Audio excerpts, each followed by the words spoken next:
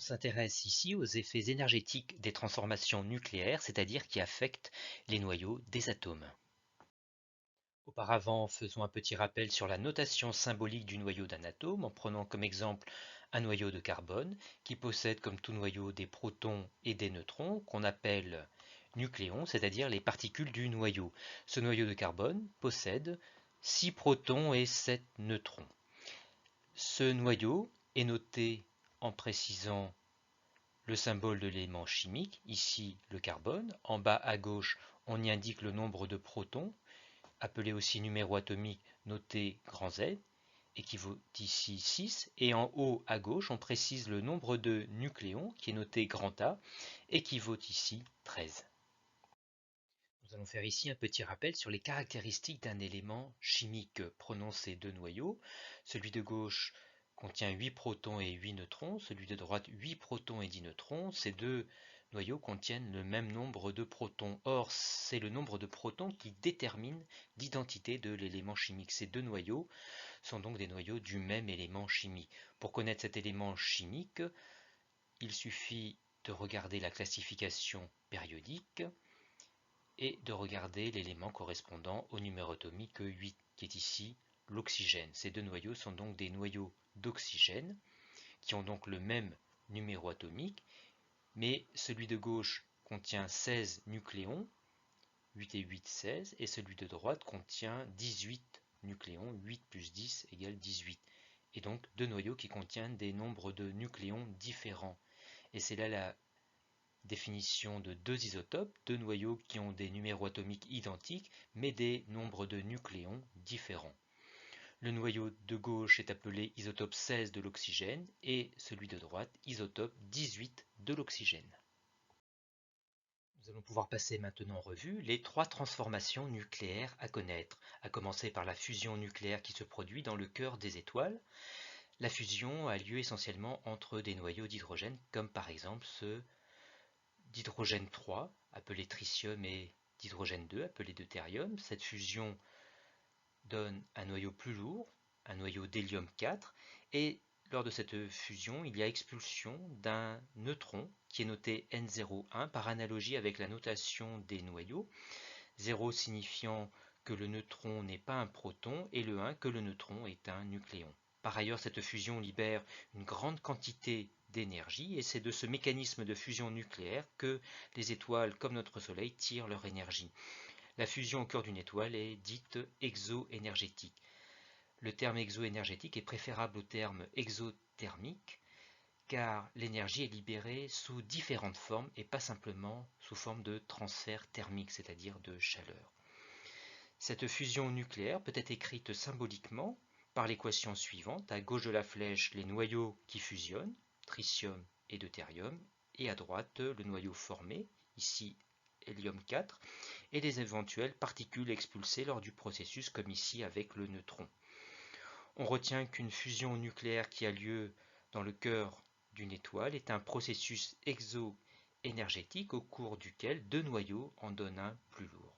Réaction à ne pas confondre avec une fission nucléaire comme il s'en produit dans le cœur d'une centrale nucléaire. Comme son nom l'indique, au cours de cette réaction, un noyau ici d'uranium-235 fissionne, c'est-à-dire qu'il se scinde pour en donner deux autres plus légers.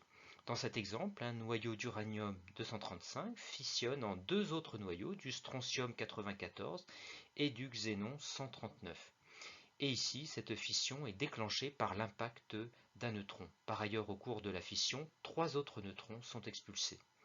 Et cette réaction libère également beaucoup d'énergie. C'est donc un processus exoénergétique. Et cette énergie est convertie en énergie électrique dans une centrale nucléaire. Dans l'équation de cette fission, l'uranium-235 et le neutron figurent à gauche et les deux noyaux obtenus de strontium et de xénon se trouvent à droite, ainsi que les trois neutrons expulsés. Retenons qu'une fission nucléaire qui a lieu dans le réacteur d'une centrale nucléaire est un processus exoénergétique au cours duquel un noyau en donne deux plus légers. Et enfin, la dernière transformation nucléaire à connaître, la désintégration radioactive associée au phénomène de radioactivité.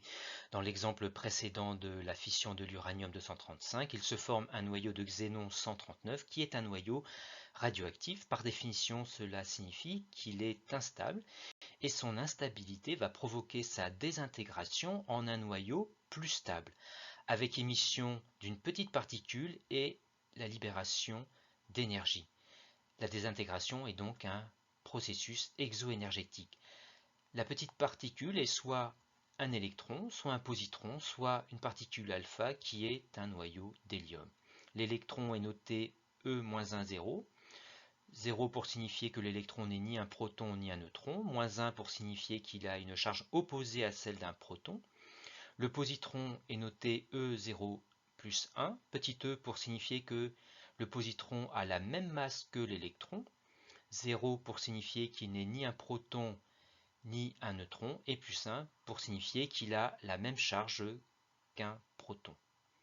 Dans l'exemple du xénon 139, la désintégration de ce noyau conduit à un noyau plus stable de césium 139 avec expulsion d'un électron et libération d'une grande quantité d'énergie. On retient que la désintégration radioactive est un processus exoénergétique au cours duquel un noyau en donne un autre plus stable avec expulsion soit d'un électron, soit d'un positron, soit d'un noyau d'hélium. Et enfin, nous allons terminer en nous intéressant à l'origine de l'énergie libérée lors d'une transformation nucléaire. Reprenons pour cela l'exemple de la fusion du tritium avec le deutérium. Si nous pesons les réactifs de cette fusion dans un premier temps et les produits dans un deuxième temps, nous observerions alors qu'il manque de la masse. Cette perte de masse est appelée également défaut de masse. Et si nous pouvions rajouter sur la balance des produits l'énergie qui est libérée lors de la fusion, alors nous retrouverions la masse manquante. Cela signifie que la perte de masse observée lors de la fusion s'est en fait transformée en énergie. Et cette équivalence entre la perte de masse et l'énergie a été énoncée par Einstein grâce à sa formule E égale mc carré, où E est l'énergie libérée lors d'une réaction nucléaire en joules, m la perte de masse lors de la transformation nucléaire, masse en kilogrammes, et c la vitesse de la lumière dans le vide, qui est de 3,0010 puissance 8 mètres par seconde. Cette formule est connue sous le nom d'équivalence entre la perte de masse et l'énergie, et elle nous permettra de calculer l'énergie libérée connaissant la perte de masse lors d'une transformation nucléaire et réciproquement. Appliquons la formule d'Einstein au cas du Soleil qui tire son énergie de réactions de fusion nucléaire qui ont lieu en son centre, et l'énergie du Soleil est ensuite libérée dans tout l'espace à partir de sa photosphère. Et il a été mesuré que chaque seconde, la photosphère libère dans l'espace une énergie de 3,87 10 puissance 26 joules.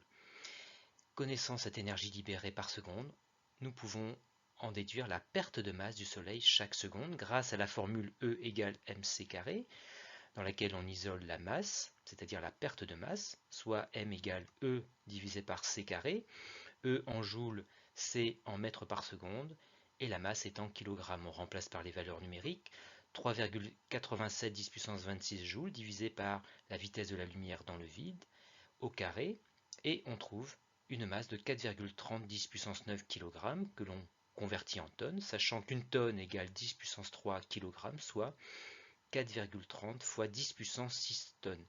10 puissance 6 correspondant au multiple million. En conclusion, le Soleil perd donc toutes les secondes environ 4 millions de tonnes. En conclusion, on retient que la fusion qui a lieu dans le cœur d'une étoile, ou bien encore la fission qui a lieu dans le réacteur d'une centrale nucléaire, ou encore une désintégration radioactive, sont toutes les trois des transformations exoénergétiques. Et l'énergie libérée au cours de ces processus est due à une perte de masse observée lors de ces transformations, perte de masse qui s'est en fait convertie en énergie. Et l'équivalence entre cette perte de masse et l'énergie libérée est donnée par la formule d'Einstein.